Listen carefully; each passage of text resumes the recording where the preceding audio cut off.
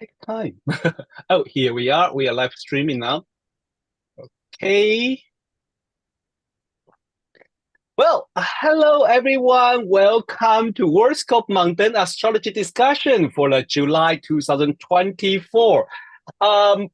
Last couple of weeks we were quite busy in Europe. Not only the football game, and England is quite excited. We are into the semi-final. Sorry, I started again.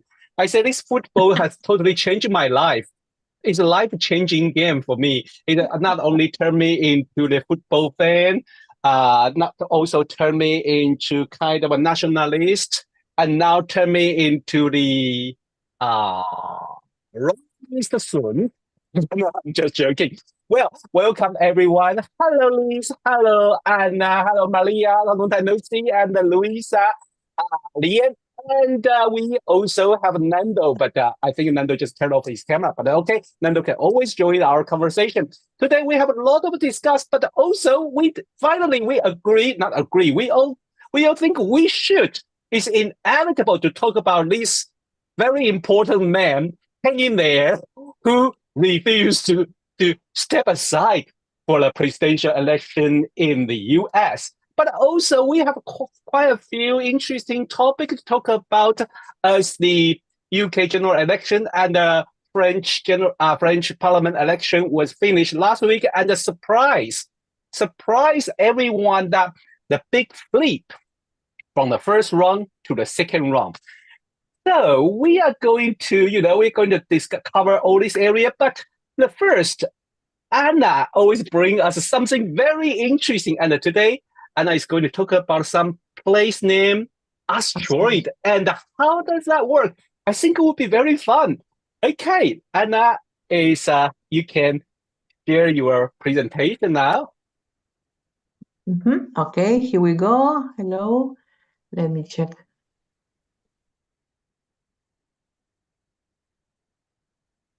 Let me know you see it, please. Yeah, we can see it.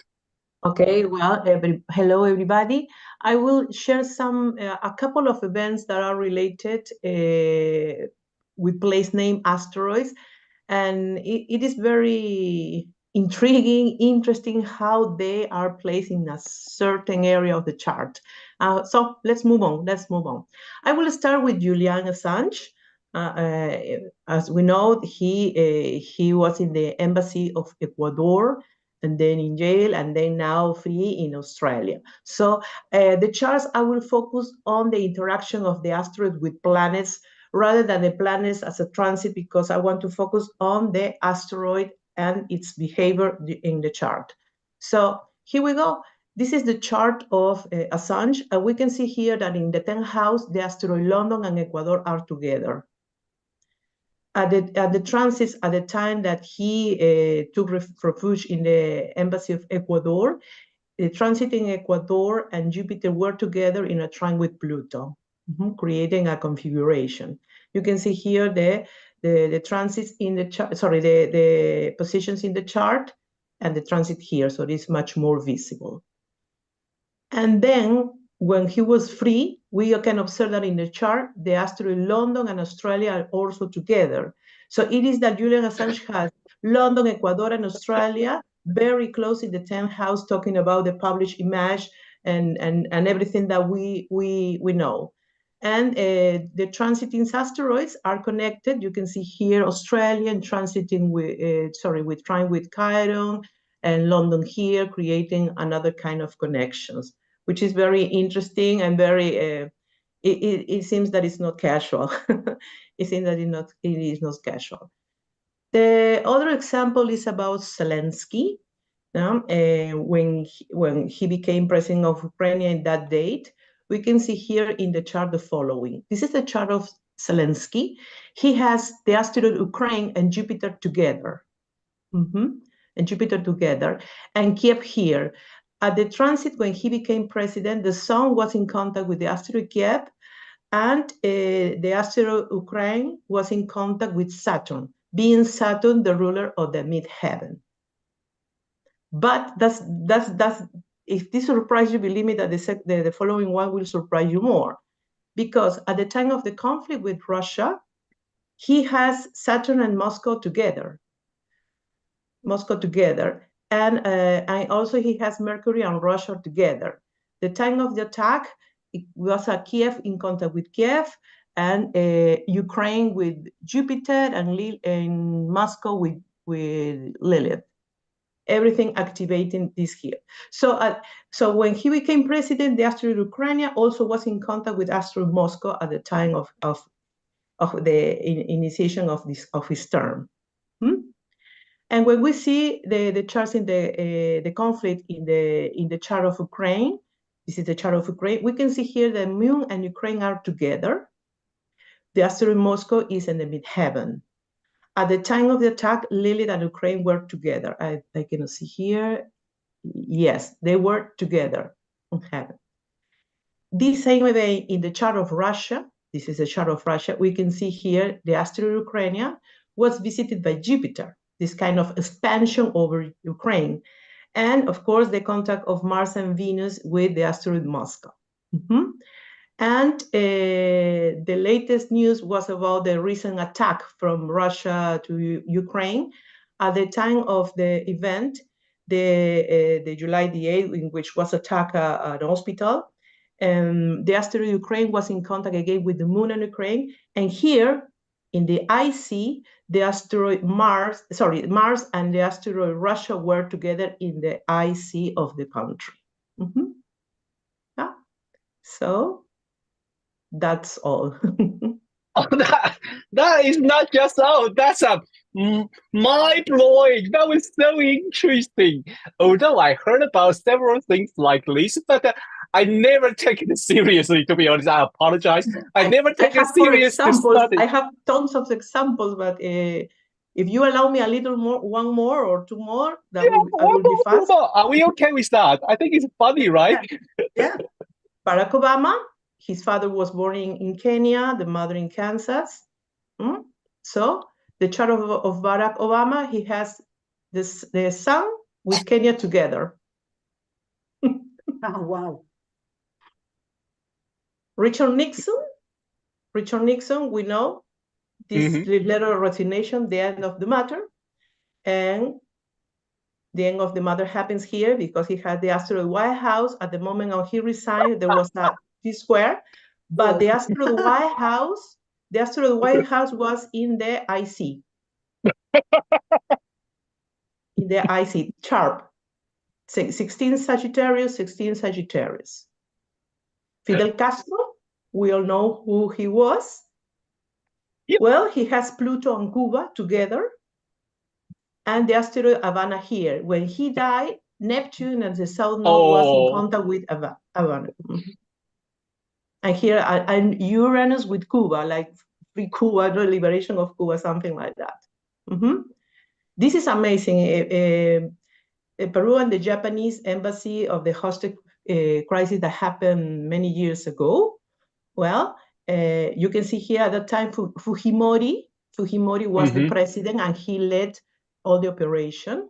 And we can see here that the Sun and Nipponia together, so president with Japanese roots. And Pluto was in contact with Peru when this event started. At the moment of the liberation, Pluto moved to the fifth degree of Sagittarius and created a trine with the Sun. And the other asteroid moved, and they created a trine. The liberation happened. And this is another event. This I did it 12 years ago, and I presented in a conference in Argentina. It was the sinking of General Belgrano, the area General Belgrano, during the Malvinas War. We can see here the chart of Argentina, Sun and Argentina together, and in front, the Moon and Malvina together. At the time of this event, the Sun and Malvina were together, creating a square with Mars. The Japan earthquake and the tsunami, we'll know what happens with Sendai and Fukushima. We can see here that the asteroid Sendai was in the last degree of Taurus in contact with Neptune and the Moon. And Fukushima, who was totally destroyed, was in the sign of Aquarius, the radioactivity, in front of Saturn. The Chile and the rescue of the miners that happened many years ago. We can see here that this is the city in which happened, the Copiapó in Chile. At the moment that the event happens, it was Mars and Saturn together over Copiapó, and Chile with Venus. And then there were other contacts here. When Mercury with the asteroid Chile of Chile. At the time they were rescued, well, the asteroid moved and created Copiapó, the city that the city of the mining center was in trying with Mars, and they were liberated. And this is Madeleine McCain. Oh. We know the story. Yeah. We know the story. Well, her chart has the asteroid Portugal here. At the time that she disappeared, Saturn was with Portugal. And the transit in Portugal was in the cusp of the 8th house with the vertex. Claudia Sheinbaum, we all know who she is. She has Mexico and Mars together. The day of the election, the moon and Mexico were together, talking about 2 women as candidates. Okay, and that's all for now. There are more, of course, but it will take me. Yeah, thank you. Wow. I mean, That's fascinating. yeah, Brilliant really research, amazing. Anna. Brilliant. Thank you. They are amazing. Thank you. Yeah. There are thank other you. events that are amazing because some of the asteroids were discovered after the event happened. Yeah. And they work. Yeah, I have many tons of examples, but I wanted to bring this for Mundane purposes. Thank you so Are much. you using Thank you. solar fire, Anna? Are you using solar fire list of asteroids? I use this in astro.com because I like this much. The solar fire that I have has a set of asteroids, but not necessarily all about places. Okay. And sometimes to list places, I not only use the place name. I use names such Malvina for Malvina, or White House, which is a last name, is not the building, but it works as a White House building. Yeah, so you can take more information or something that sounds like a name of a city or a country, and I use it and it works. So I prefer astro.com. And it's always updated and easy to custom. Yeah. Okay, nice. It's magical. Well, it's magical, fantastic. Yeah. It's absolutely. It's another level of Definitely magic. Yeah. It is another level. It has nothing to do with level time. of magic. It has nothing to do with time. No, So maybe it's today, in 20 years' time, there will be asteroids that has to do with a name that it has to do with what is happening now. So they don't respect time. No, this is another level, as you mentioned, Luiza. Of magic. Yeah, I like that. It's another level. And that's what makes what we do so fascinating. Agree. Because then we have another level of understanding, and we don't know where that's going to take us. It's a really like a symbol, right? It's really like a symbol is talking to us. And that's so funny. I still remember one of my colleagues in Hong Kong, Brian, he also studied that during the pandemic, he studied an asteroid called Wuhan. We all know where it starts. And they say that in January 2020, Wuhan was moving into 0 degree Capricorn. It's so fascinating. That was so I wonder interesting. where it is now, Rod. Is it on my sun? Or maybe on my sun, I don't know. It's coming back again anyway. Okay. Thank you, Anna. And now I probably will invite Lianne to lead about, I don't know, is that French election? No, it's that, yes, right? Let Lianne do her thing. I totally forget. I forget which part. Lianne, go. Okay, 2 minutes. Let me share. Okay, I've just gone to one screen now. Okay, let me just share.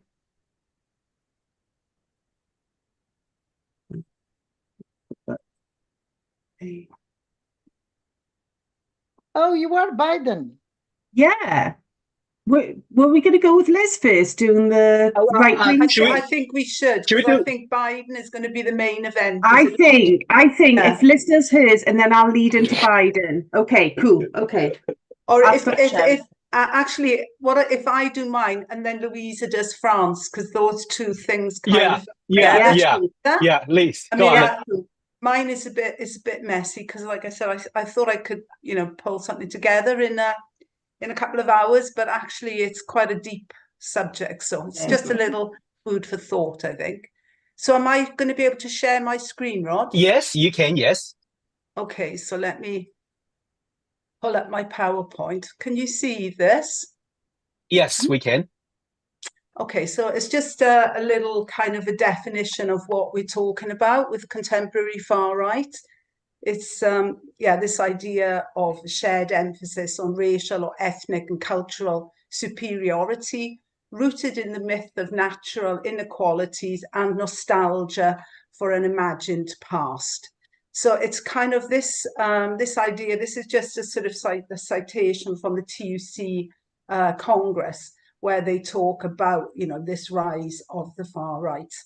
But what we've seen in the recent years, certainly post 9/11, is this that the people being targeted really are those that are coming from sort of Muslim countries in Africa and the Middle East, and there's a lot of Islamophobia around as well.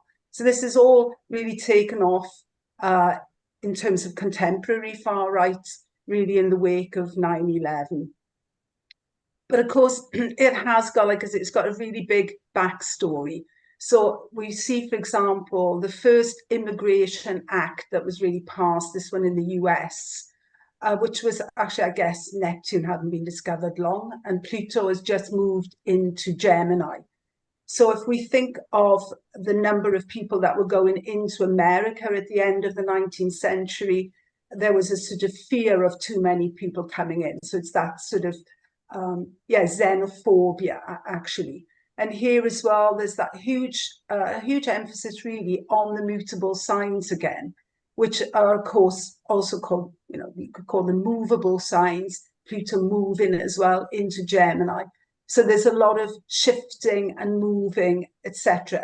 And Saturn as well here, Saturn-Neptune conjunction, which we often see when there's an element of anxiety, free-floating anxiety, which is very Neptunian. You can't pin it down, so you can put it on anyone, really, any suitable projection screen.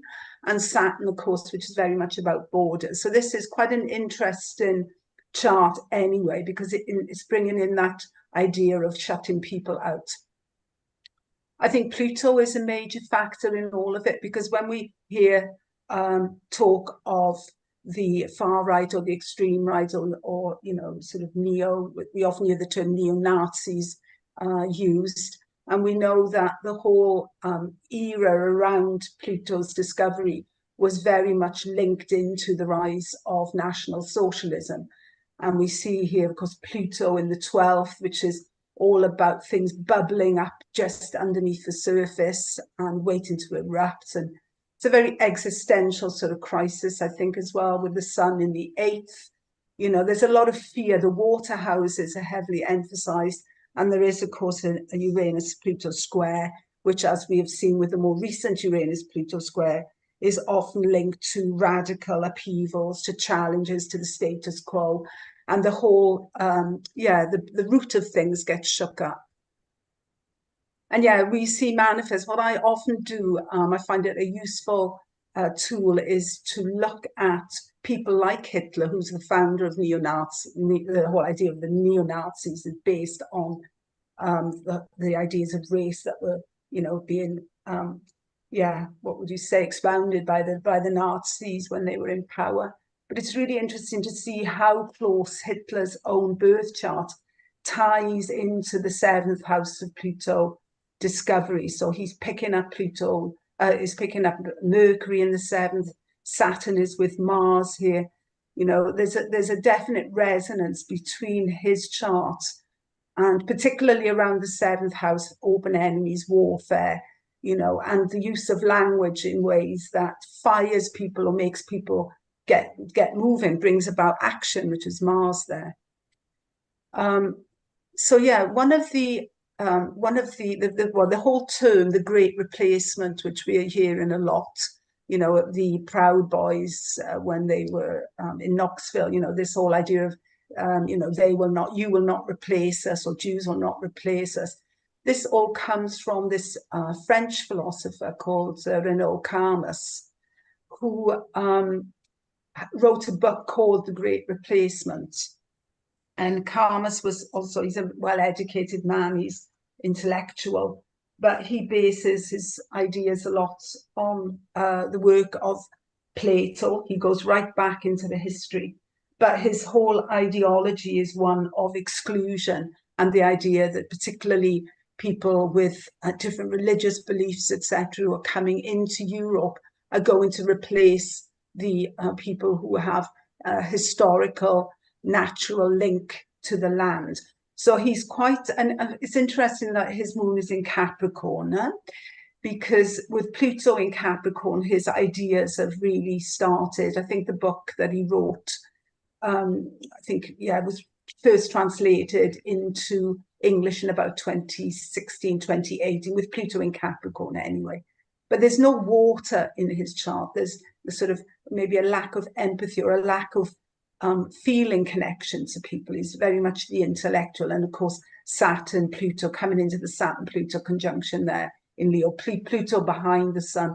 Pluto as practical director. So he's, and this is his book, You Will Not Replace Us, which is really one of, I mean, it's really very much used. A lot of citations come from his work, and you see You Will Not Replace Us. It's hugely influential in the US as well. And here again, you see that Camus is really picking up the angles of the Pluto discovery chart. So here we have Mercury opposite. It's the same two planets actually as Hitler, but in a different position. And with Hitler, they're over here, and with Camus, they're around the ascendant. But he's certainly bringing something of the Pluto chart in terms of language into this house of, it's all about me, it's about us, and it's the other is like, you know, the enemy in a way. He's quite paranoid in a way. So he's the inventor of the Great Replacement, which is this far-right conspiracy theory that claims that a global elite is colluding against the white population of Europe to replace them with non-European peoples. So yeah, this you know, crisis that we've seen in Europe gathered a lot of momentum as well after we had the unrest in the Middle East, you know, the war in Iraq, the Syrian war, which led to floods of people crossing the Channel, and of course crossing into Greece particularly as well, huge crisis in Greece. And this was all playing out under that Uranus Pluto square that was a really unusual 7-time Uranus-Pluto square, which was really firing up this need for change. And what we see there, of course, is this, my last horoscope, is how the fact that you know, there was so much unrest in Europe around borders under that Pluto-Uranus square. This is at the end of it, it's just ebbing away now. But people were very unwilling to take in the amount of sheer volume of immigrants that were coming in. And Germany really stepped up. And of course, we had, you know, Merkel using, you know, Wir schaffen das, which in its own way has now led to the rise of the right again in Germany, because there was just too many people, according to the theorists, who find any large number of, even if they're, you know, genuine asylum seekers coming into Europe unacceptable. But I just want to close on a positive note, because as we saw with America, with Pluto moving into Gemini and air sign, the first laws there were passed. But what I have noticed, looking at this, feeds into Anna now as well, is that what we are seeing is the failure of a lot of these right-wing governments, you know. So the one in Poland has collapsed. The French attempt to, you know, by Marine Le Pen has collapsed. In Brazil, Bolsonaro has collapsed. So I think what these movements offer are very, very oversimplified solutions to very complex problems.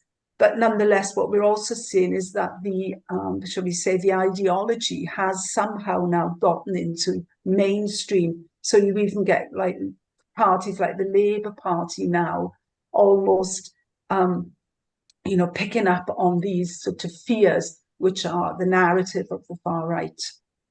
So that's me. That's my little thing. Thank you, Liz. Fascinating. I'd like to share with you one thing because you mentioned about the Pluto Uranus, and this afternoon while I was working on my book, and then because I go through the Wikipedia to do the research year by year, and then I noticed one thing is the Australia was founded in 1901, and interestingly, we all know the history of Australia, the early time of Australia, the very infamous White Australia policy. And that kind of was shocking. And that law was passed because while you're talking, I'm just curious. So I went back to check the date. The law was passed on the 3rd of December, 1901, and come to effect on 23rd of December, 1901. Pluto and Uranus was right opposite each other. Exactly. Right. Yeah. And I think you are on that track. Another thing, I think the far right, the rising, I think it's not this year first time, but we start aware about it, and it's quite interesting. For example, I mean, in UK, we probably start aware about this type of thing during the, like you say, 2015 is a turning point about because of the volume.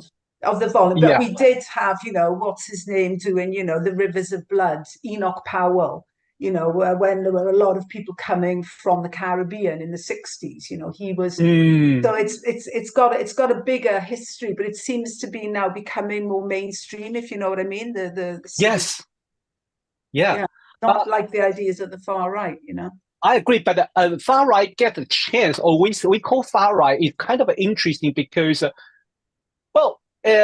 some politics, I think they have that kind of xenophobic mind or something. But somehow we say the kind of I don't know. I don't want to blame anyone. But it sounds quite interesting. There is a trend. It's like people feel like they've been ignored by the elite. Oh, absolutely. And that is a huge. Absolutely. That was so huge. Oh gosh, yeah. That's what's happened in Holland as well. You know. Yeah. I mean, it's an easy solution to blame somebody else, you know what I mean, to blame a group, but the problems are quite complex because we are old industrial powers that were, you know, sort of empire in Britain, for example. Our wealth was built on, you know, other people that we were exploiting, basically, you know what I mean? But we're a little island, aren't we? You know, it's a small place, Britain, really. So what I think is like, for example, like France is very interesting because I used to kind of quite adore their system and their education or something. And I never thinking, you know, the far right would be so welcome there. And suddenly this time is surprising me. And I have to say that was kind of destroy my fantasy about the France, but which I go to read the newspaper and I just realize, yes, most voter would be like in the US or even in Argentina in this presidential election. People are disappointed by the main campaign, the main both sides. So the new voice coming, people probably just like give them a chance, and that, you know. But it was interesting. I think you should feel your faith restored in the French, though, because that was a real exercise in democracy and getting people not to stand and, you know, withdraw. And more people voted as well. There was a huge turnout for the second round because of, you know, this, you know, rise of Le Pen's party. Yeah, I felt really. I had a good feeling that might happen, to be honest, because I just did. The French are pretty into democracy because they don't do a good job when they get in. And we have the Uranus Pluto trine at this moment coming up. Coming up. So that's pretty interesting. Lianne, I have a question for you because I still remember last time you mentioned about you know, Pluto in Aquarius. With like a far right. Because do you want to explain a little bit more about this, about Pluto in Aquarius? I remember last time you talk a little bit about it. Yeah, I think with Pluto in Aquarius, people become very dogmatic and very intolerant. Aquarius, it can be very intolerant, even though it's about brotherhood and humanitarian, themes. But with Pluto, it always brings extremes of whichever sign it's in. So when that's why we're seeing this upsurge of the right wing, the extreme beliefs that people are right, because when Aquarius thinks it's right, there's no budging it. When it thinks it's got the best answer and it knows what's what, you can't budge Aquarius, okay? And that's the shadow of it, isn't it? So, and things become fractured, things become splintered, and, society ends up splitting into groups. And some of these groups become extreme, and that's what we're seeing. And rather than seeing the beauty of Aquarius, which is very much that community and that brotherhood, we end up with splintered groups that kind of fight against each other. And that is the shadow. And we're going to see that for a long time, I think. And we're only just at the very, very beginning of Pluto and Aquarius. We've got a long time to go before Pluto's done its job and gets us to where, we need to be. So, yeah. And there's going to be a lot of triggers coming along, of course. And there's a lot coming. I don't know. Yeah, it's quite interesting because I think I think this Pluto moving into Aquarius really make us see we kind of even more clear. We choose side, and we just like either you and Liz or that. I read a comment quite interesting, to be honest, during the French legislative election, and the second day of the result comes out. Well, people were like kind of very happy. Well, you can see some people are not happy. Of course, they want to support Maria Le Pen or something, but they kind of say, you know what? I'm just say that is very interesting sentence. I'm just say men cannot be women. Then they call me far right, and I want to have a good laugh there, which is very interesting. That it's kind of a. There could be this kind of misunderstanding. There is some generation gap, or there is something. For example, some generation they are maybe more slowly adopt the different idea, and but we are too quickly to give them a label. Very quickly give them a label. That's a very important point because, of course, when we're talking about Pluto and Aquarius, but Pluto's opposing Leo. So we're seeing a lot of Leo things because it's in the axis of Aquarius, and Leo's about identity, and labels are a form of identity. So we're seeing all of these issues, for example, around gender. How do we identify, and there's going to be so much about how we identify ourselves personally within the group, and it's finding which group we identify with. So we've got these Leo Aquarius dynamics playing out as well, and labels are very much about identity, how we label ourselves or how we get labeled by other people. Aquarius, it's meant to be an objective sign. It's an air sign, but one of the key words with Aquarius is I know. And when Aquarius thinks that it knows, Aquarius knows that it's correct, and that's so that's where the fixed nature comes in, and then we fall into the shadow side because it won't budge from what it knows. So there's going to be a lot of splintering and fracturing of society before it settles and finds its way forward, I think. I agree. For last time when Pluto, what I should say is the last time, they stop talk about Pluto in Aquarius. Oh, okay, let me stop here. But because I think if I continue, we will, spend too much time. Should we start with the more interesting person, Mr. Putin? I really can't believe it. I think all of you looked at that news right yesterday, and my jaw was dropped. Say, ladies and gentlemen, President of Ukraine, Putin. Yeah. So you don't want the French thing? Yeah, let's do Luiza forget. first. I Do forget. Luiza. I'm kind of another Biden now. Sorry. Okay. Yeah, we talk about French one. No, I like to. I like to. Sorry about that. Sorry about that. We just like. I was like, yeah, okay. So this is the Luiza prepare the French election, and they're sending the result. Yeah. So So you're let me doing know. it. I'm doing it. So put it full screen. Put it full screen. Okay.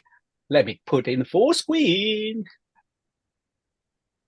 Okay, so this is the chart of the Macorn announcement. So the Macorn announcement came right after the European elections. I mean, and this the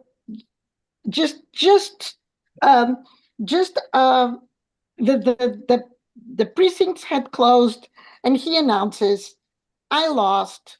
I need new elections," and this was a moment like. They say a few minutes after 7 o'clock, and I put 1905, but that's it. So why was that rush? So what I found interesting, not only Neptune was in the anaretic degree, which confuses things, but Mars had just ingressed that day in Taurus. I'll do it now, and I'm stubborn.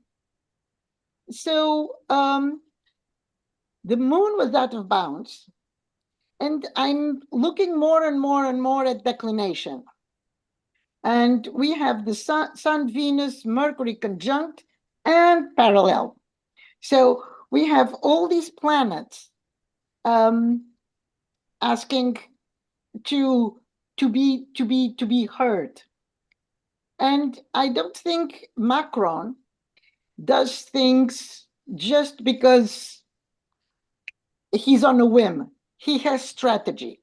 So my feeling is that although we have Uranus on the 7th house, so we need change, and I'm going to implement it immediately.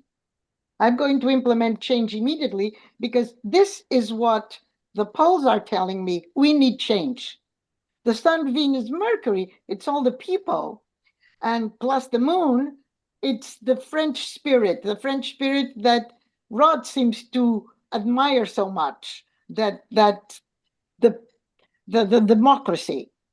So the chart of the announcement, as you can see, there are no planets on the left side. Everything is on the right. So let's throw this out and see what happens. Because if there needs to be change, it's me who's going to implement it. Now put the other slide with Macorn, and so this is Macorn and the announcement. Obviously, Pluto is in here, right on the ascendant, on his ascendant. And then the funny thing is that I found funny, and I wanted to bring it up. I feel that the asteroid Pallas Athena is responsible for strategic thinking. And guess what? It was doing a return to his chart. So I think Macorn was not acting on a whim. He had strategy. He might feel hurt for having lost votes, but he said, okay, I'm hurt. Mars on Chiron, but I'm going to do something about it very quickly. And that's what made him, this is my assumption, I'm not in his head, this is what made him call the election. So now let's move on to the other two charts. This is very quick. Go on, move on there. And these are the two charts. So on the first one, the French vote with their hearts, just like everywhere in Europe, or most of Europe. Prices have gone up. And this buzz that Liz talked about, they are coming to replace us. Be scared, they are coming to replace us. It was in their minds. So with the moon as people in in Aries, they voted with all that ideology. We are going to prevent these people from coming. Okay. And then they have this massive, impressive result. Macron knows that the elections is in two parts. It's not one election that defines everything. I wonder if he knew that if an election was just one round, if he would have called for a new election. And then what happened during that week? The French started listening to what were the economic policies of the right. And they started thinking or feeling, this is not going to get any better for me financially. So let me think this through. Saturn is already retrograde, so it's a good time to think these things through. Maybe I'm threatened by all the might of these people. The moon is again out of bounds, and Pallas is out of bounds. So this combination gave very different results. And I found it very interesting that the idea of a right-wing dominance would now prevent them from having the economic policies that they wish for. So they turn completely left. It is a joke in France. You can put on the other images. It is a joke in France that the French have the heart on the left, but the money on the right. Le cœur à gauche, mais le portefeuille à droite. What happened during that week was that the news that came out in terms of the economic policies that the right was projecting, they started thinking, oh, my portefeuille, my money is not going to benefit, so let me vote this time with my heart. Not intuitively, with like the moon in Aries in the first one, but let me, with my little moon in Leo, because I'm first and ideology last. And this is a funny thing for those who speak French. Alcohol, when you're driving, alcohol is a big problem. When I turn left, that's okay. I'll fill in my glass. But when I turn right, I just spill the whole thing. And that's that cartoon. So that is the collective consciousness of the French being scared, because if Marine Le Pen had implemented or announced policies that would put more money in their pockets, in their portfolio, I'm sure she would have won. Thank you, Luiza. Any comment about the chart of Macron or the French election chart? If want to join, Luiza, anyone? I would say that Macron has also got the transit of Neptune square his sun and moon, hasn't he? He's got a very close Sun Mercury conjunction there, hasn't he? Oh yeah, there's a lot to say. I just wanted to focus on what happened and the French people being so afraid from one election to the other. And I'm pretty sure Macron knew what was going to happen. But you can imagine that is not going to help you, especially the Neptune Mercury, to see things really clearly. It might be a little bit deluded at times, or just imagine that he might win or something. He couldn't have imagined that, surely. No, he couldn't have imagined. I don't think he could have imagined he might win. It was an incredible gamble, wasn't it? He took. Yeah, really. Yeah, well, he used to work for Morgan Stanley. All right, so he's used to gambler. It was a And gamble. also the first poll, the first vote as well. Saturn was actually stationing then. Yeah. Yes. It's actually a stationary Saturn, isn't Yeah. it? It's quite a weighty Saturn there. Yeah. But I don't know the French chart out of my head. I don't know where that Saturn was stationed in the chart. If the American, the French chart is a can of worms because you have several republiques. Which one are you picking? I have a really good French friend who she's given me really good data, which is what French astrologers are using. So at some point I'll share that, shall I, Rod? But I've used it and it is a good chart. It works really well. But I just don't know, some charts like UK chart or American chart, some charts you just know really out of your, do you know what I mean? Quite a bit off the top of your head, but not all. But that was interesting. Yeah, it was really exciting, wasn't it? What a disappointment for Marine Le Pen. Yeah. Nando, raising your hand, and I also see Lianne. So, Lianne, I will put you after Nando, all right? So, Nando? Okay, I can see you guys, I can hear, but my camera is not working properly. I just want to mention, I thank you so much for the technical support you guys are giving. And hopefully soon I'll be able to do as much.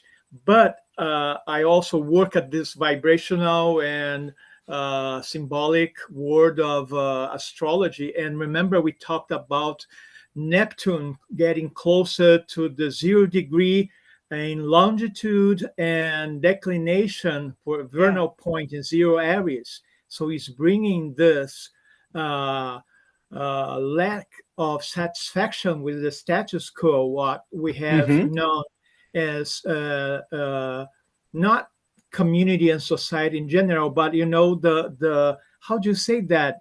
Oh my goodness, that the thing that is in India, the levels of society. How do you call that? I forgot. Caste system they have there, isn't it? Yeah, caste.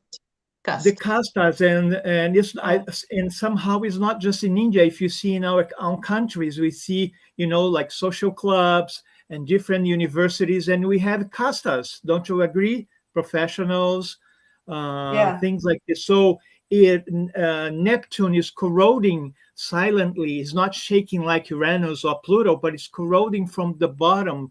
Like a castle in the sand or something like this.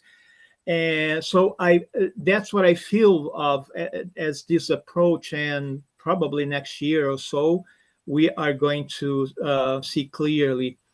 And also we mentioned about the U.S. elections, and you say, well, it seems that none of them, Trump or Biden, will be on the ballot in November.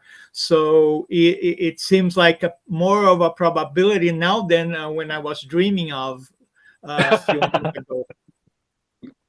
Right? Okay, that's interesting, Nando. Yeah, I'm dreaming that too. That would be so interesting. Yeah, none of them on the ballot list. You see, because the vibration is in the air. I think we capture, we feel those vibrations, if people believe so, in energy or whatever it is. The gods, first it comes into the ether, this very fine Neptune clouds, and we have dreams and we have clairvoyance or whatever, intuition, and then it comes into the news or into the hardcore world. So that's what I believed, and I have lived decades enough of life and breathing in Brazil and US, past 60-year-olds, to see that happens. So that's why I like very much, the clairvoyance. Astrologers, they are not astrology. They don't have our tools, but out of the blue and nothing, they're drinking their tea and they say, "Oh, I thought of something crossed my mind," and they have the precise prediction. You see, and they don't throw the tarot cards, nothing. They just breathe deeply and they come up with something. The clairvoyance people, that I love them. My grandmother was one of them. Mm-hmm. Yeah. Thank you. Thank you, Lianne. And Anna, I will let you open your microphone after Lianne. Yes. Yeah, just very quickly about Pallas Athena in Macorn's chart. I think you're absolutely right, Luiza. It is, about strategic thinking. And Pallas Athena in Scorpio is incredibly strategic. Scorpio plots. That Pallas Athena will be plotting, and it comes from a very insightful and very intuitive place. So I think he knew what he was doing. Yeah. Definitely. Yeah, that's it. Okay, Anna. Oh, sorry, Yeah. I mute you. No, no problem. That going with the line of Lianne, about this Pallas, this strategic thing. I think that I saw the south node is in the degree of the upcoming eclipse of October.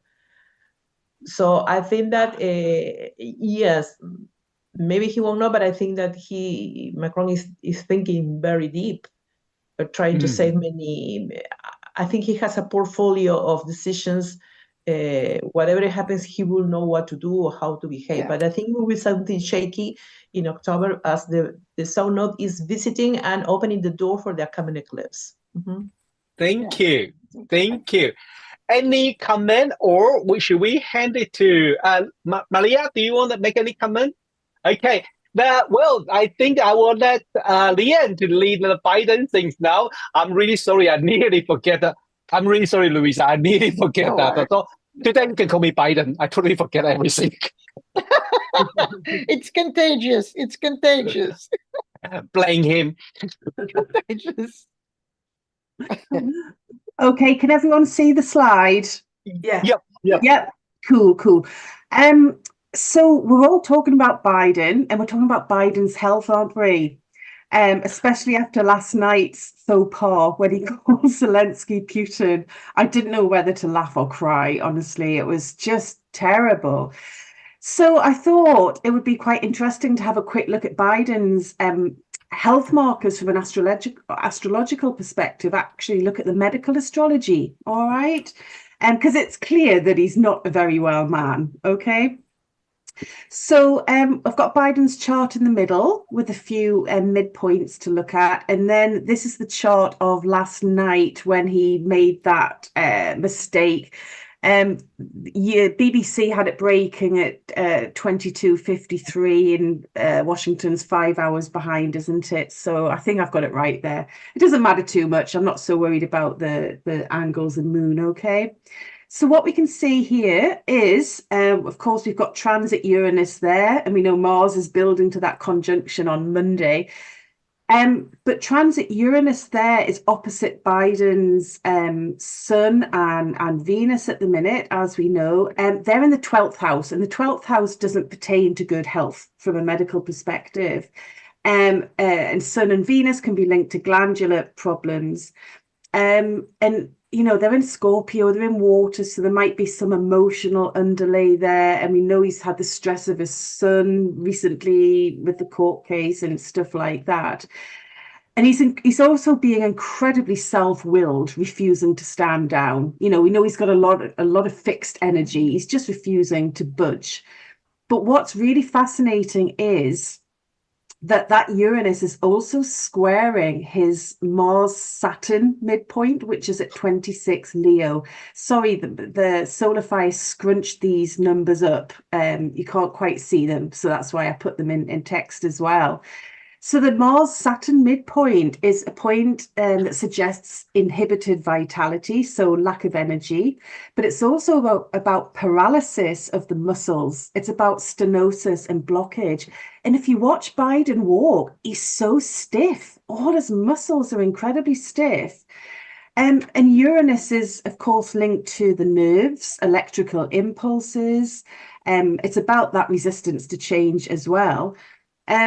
And of course, this is forming a T-square with his Sun and Venus there.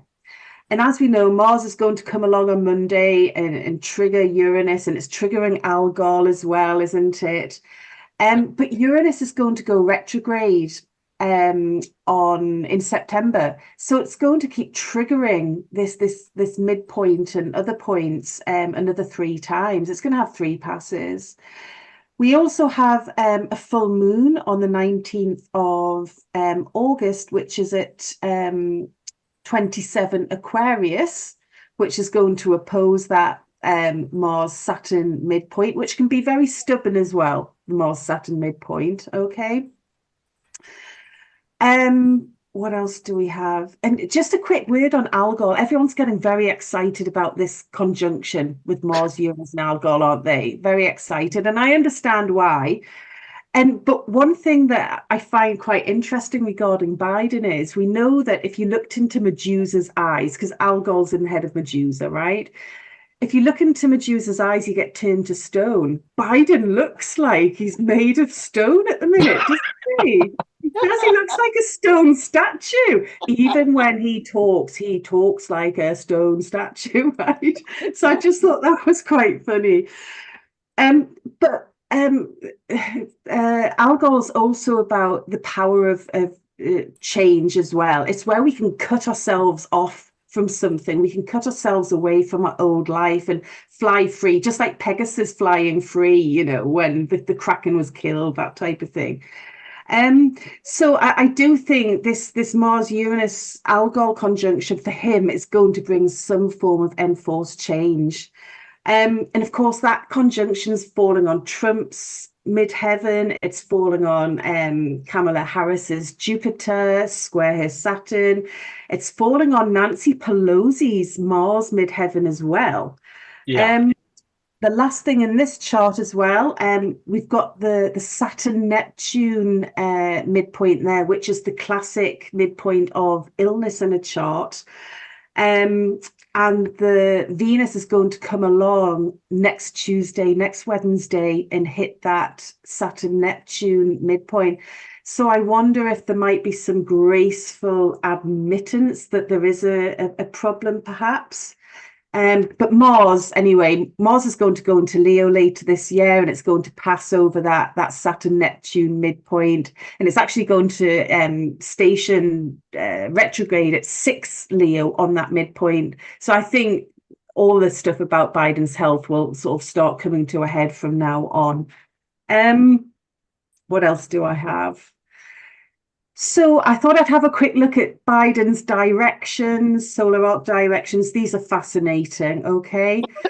So we've got directed Uranus right on that Mars Saturn midpoint, which has got transit Uranus square, okay? Mm-hmm. So there's a double Uranus thing going on, all about the neurons and the electric impulses in his head, and how his cognitive processes are under massive pressure at the minute, aren't they? You know, all those electrical impulses in his mind, the neurons that just aren't joining up anymore, are they? They're just not working anymore.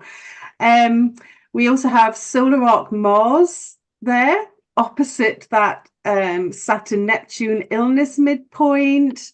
Solar arc Chiron is on his natal Mercury in the 12th house.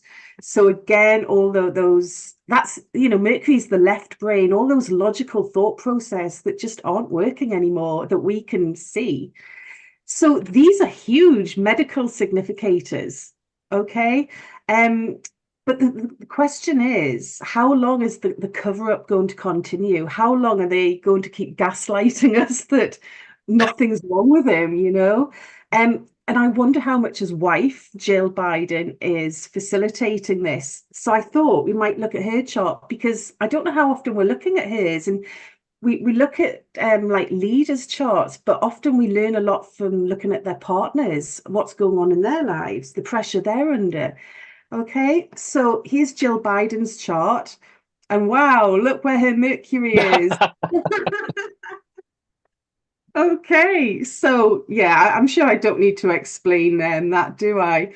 And that's also trying her Saturn in Virgo. And I thought, yeah, that explains why she is now his carer, his supporter. She looks like his nurse. She's caring for Biden, and she's speaking for Biden. But I wonder if she doesn't want to let go of the power either. you know, so I think she's playing a big part in this. And we've got a full moon coming up on the 21st of July, which is going to fall right on her 8th house Venus there, isn't it? So there's so much going on next week. I do wonder if things might start coming to a head next week. And also Kamala Harris, she has a lot of late degree cardinal planets. She's got Sun at 27 Libra, Moon at 27 Aries. She's got Saturn at 28 degrees of Aquarius. So that full moon's going to pick her up, of course. So I think there's a huge amount going on here. I don't think we should be looking at the election charts. I think we should be looking at the inauguration charts for January, because I don't even know if Biden or Trump will even be in the election. But if they are, I don't know if they will actually get inaugurated. There's so much going on, because I don't think Trump's a well man either.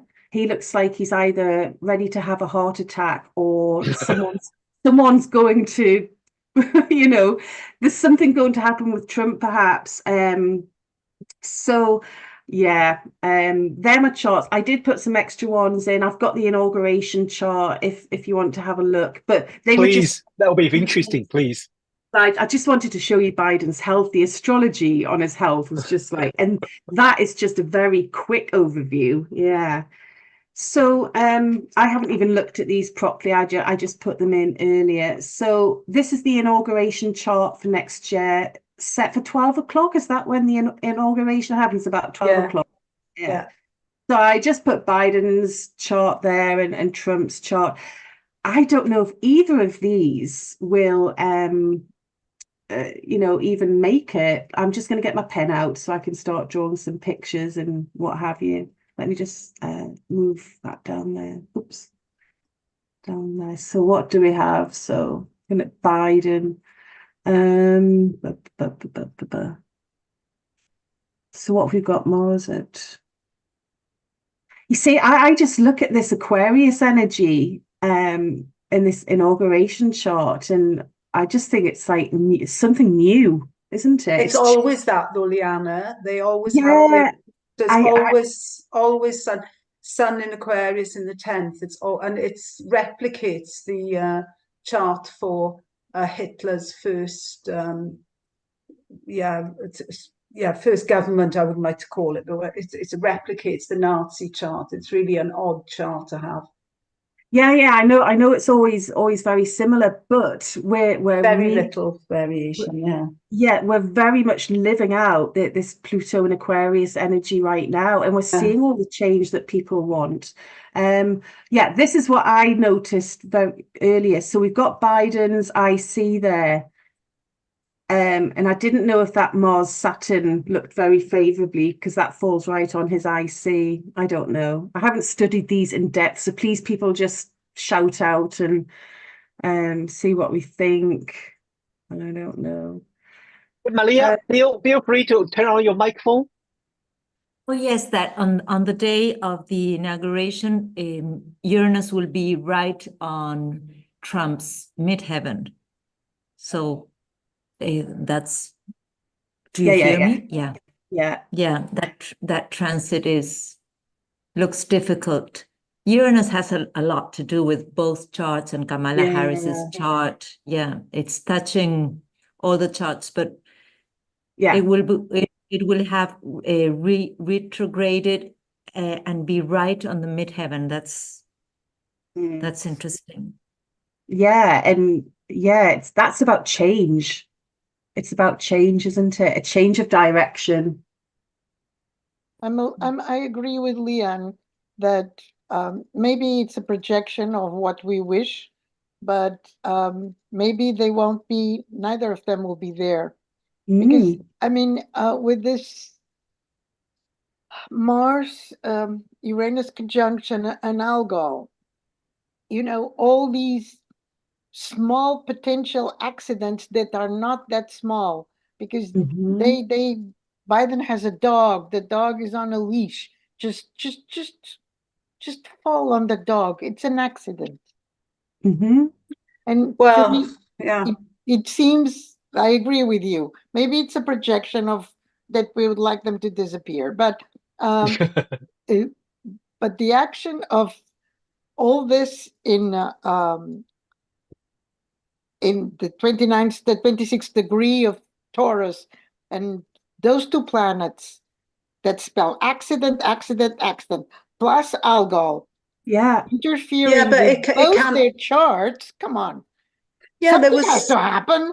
Yeah, but it can be a really small thing, because I remember there was one of those Mars-Uranus a few years ago, and when they were coming down the steps, there was a sort of a moment where with someone in red heels, which was so Mars, had a sort of twist of the ankle, and I thought, oh, there you have it. It doesn't necessarily have to be huge. But what I would say about Biden, like you were talking, Lianne, about Saturn on his IC, I mean, he really, his family, his wife, like you said, is true. His wife is really behind him. His wife has been really campaigning for him. Is really out there saying, what do we want? You know, and everybody's going, Joe, we want him to, and it's really kind of almost a bit, it's like really, you know, whipping up support for him. She's really in his camp.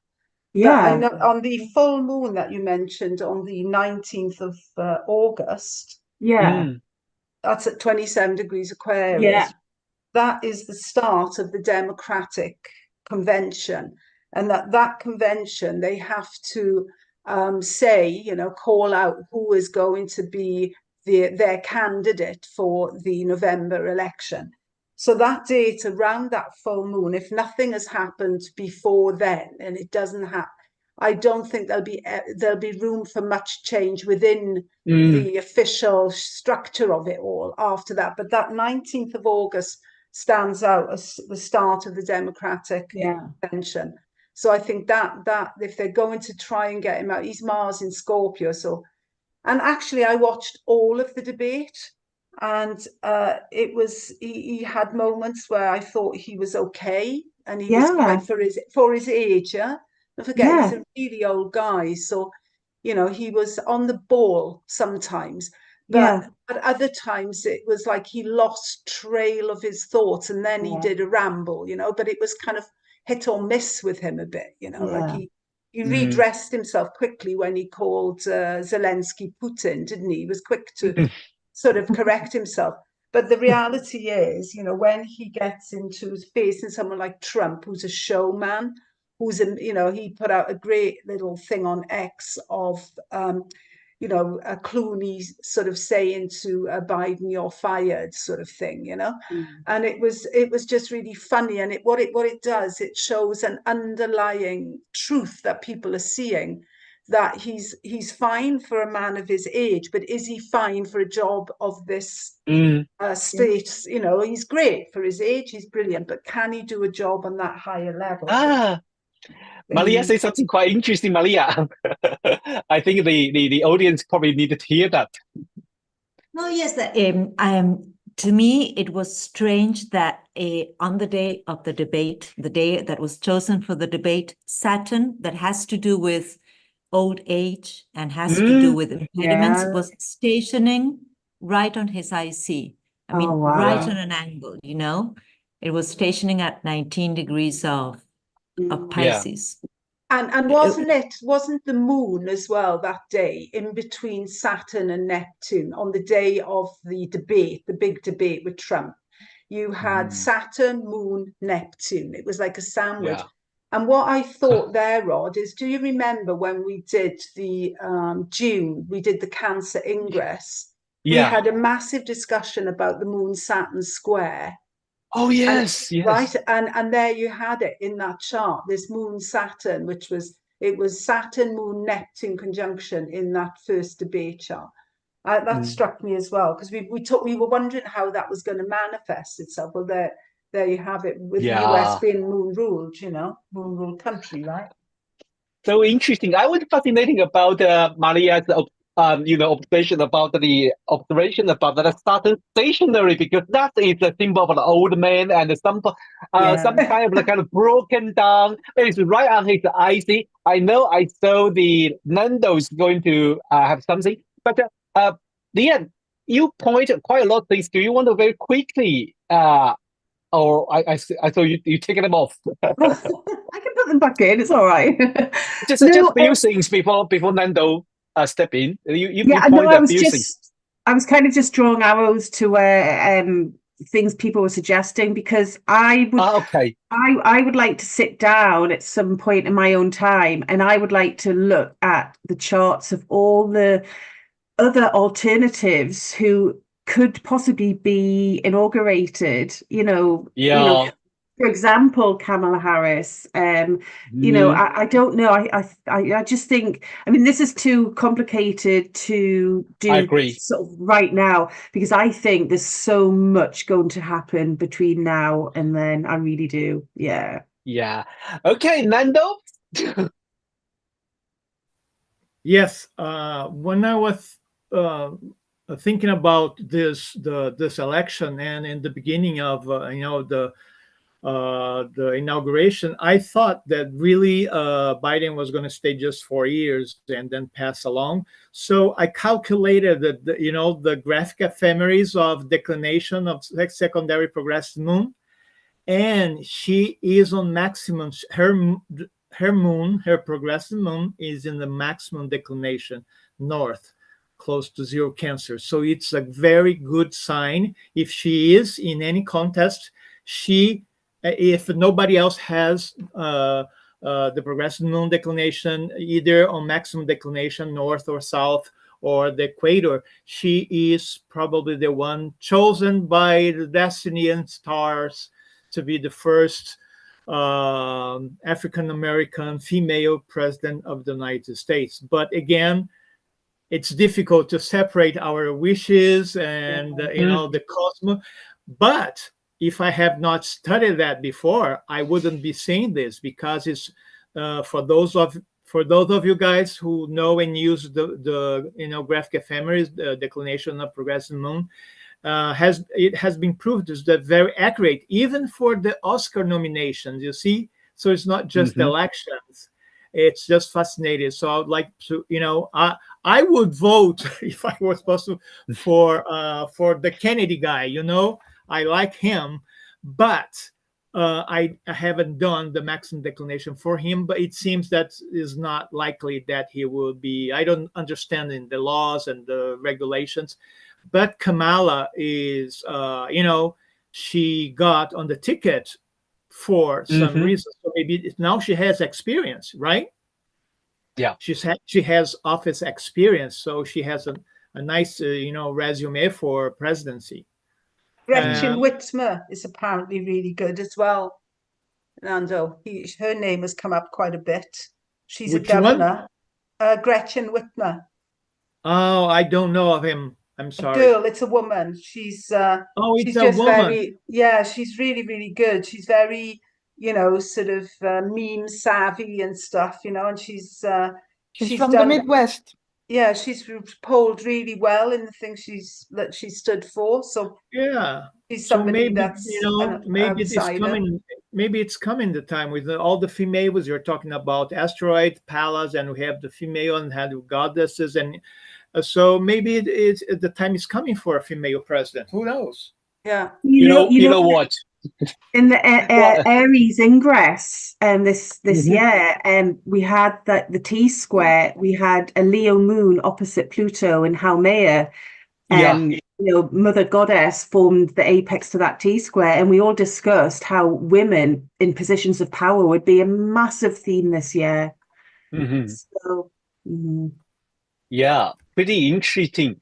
Well, I think it is quite interesting. Thank you, Lianne. Anyone want to, add a comment in or, anything to say? Because I realized two things. In July, July's new moon was sun aligned with the Ceres and right on the American sun. Lianne just mentioned about the 19th of August, the full moon is full moon is right on the Sibley Charles moon. Yeah. Is it? Yeah. Cool. That's right. So a new moon is on US sun, a full moon is on US moon. That is something I think is crucial. This summer should be crucial. And maybe like our wild guess that maybe none of them will be on the ballot list, but it sounds like very difficult to happen. But still, if they're going to head to opposite each other, well, I don't know. It's kind of a, it's kind of a very, very, well, in one way it's boring game. In another way, it's like everybody will be watching. Just I to know, see if I there's know. any gaps. Yeah, but you know what? I'm going to suggest we all going to apply what Anna just did. Going to find the white planet, asteroid White House. Who is that? Asteroid. Good idea. Yeah, that would be fun. That would be fun. To find the White House thingy to all the candidates. By transit, by progression. Yeah, we are talking about accidents, but I don't think so. Behind the scene, there might be any, plot, those CIA plots, like, some funny tea someone drink. I bet there is something going on like this. It's not just accident people, It is. It is, but it's not going to be the first time. No. Yeah, you're right. You're right. You're right. Yeah. Well, I think that today we really cover a lot and it's so interesting. I think the Anna's opening was so funny and it's like a really acting everyone's mind and we just like keep throwing the idea in.